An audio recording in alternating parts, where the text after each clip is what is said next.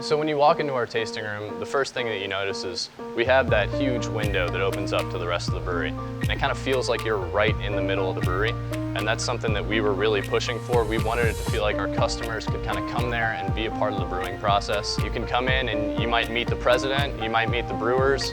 They're going to be back there enjoying themselves and hanging out, and they can answer questions, they can tell you about the beer because they enjoy drinking it just as much as the rest of us. We also have a big, beautiful wall that was actually spray painted by a local graffiti artist. It's got our logo all over it. We've got our merchandise off to the right, t-shirts, growlers, glassware, anything you could ever want. And behind the bar, we have a whole staff of knowledgeable beer lovers who are just there to tell you about our beers and talk to you about your interests and figure out what would be the best fit for you. This year we'll produce about 15,000 barrels of beer. Every part of it is my favorite part. I think the entire experience is my favorite part, about coming up with a concept with our team and then bringing a name involved and then working with Josh Rowan to create the label and then 2 months later seeing it on the shelf. We're inspired and honored to be a part of the St. Louis scene, not just craft beer, but everything that's happened over the last 7 years, both with food and farm to table and coffee, and we just so happen to be a part of the explosion of beer. Send Help is a collaboration that we did with Send Help Skateboards. And we really kind of picked our brains trying to find a way that we could collaborate with a skateboard company.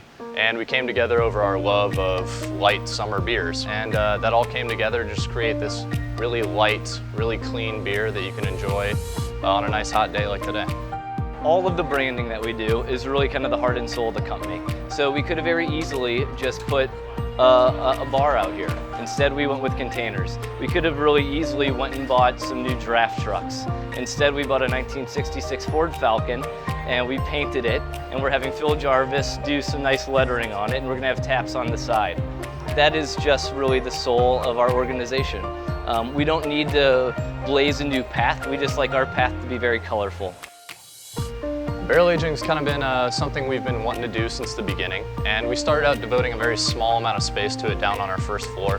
Since then, we've had the opportunity to rehab this entire second floor where we are right now and devote it all to barrel aging. So right now we have 3,000 square feet, it's all climate controlled, and we have about 250 barrels aging up here, which has allowed us to do a lot of sour projects, wild beers, farmhouses, saisons, stuff like that. Really just about anything you can think of we're experimenting with.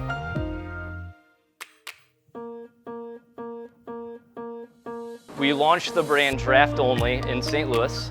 Now we're in the state of Illinois, the state of Missouri, Philadelphia, Washington, D.C., and with D.C. comes Baltimore. And we've seen 100% growth every year since we opened. We're forecasting 22 to 23,000 barrels next year, which won't be quite 100% growth, but that's due to a lot of factors, but the biggest being we're landlocked. We have 4 more tanks coming in, and then we're done. We're done within our 4 walls. Another beer that I'm really excited about is Contact High. I'm actually drinking one right now. Contact High is one of my favorite beers that we produce. It's a summer seasonal. The most exciting part is we finish it off with freshly pressed orange zest. So we buy the freshest oranges we can, we process them by hand, add orange zest right into the conditioning tank, and it goes in there the day before packaging. So you get the freshest, brightest, most citrusy beer that you can. In the next 3, 4, 5 years, there could potentially be a second location and an opportunity to make more beer. So if that happens, we'd like to build it from the top down and then spread out from there. So we also limit kind of where we want to be. We'd rather have 30 best friends in the Chicago market, in the Philly market, in the DC market, than just open up the floodgates and say, go sell volume. But that next step for us would be a very major next step. And we want to make sure that we're as efficient as possible and as confident as we can be before we make that step.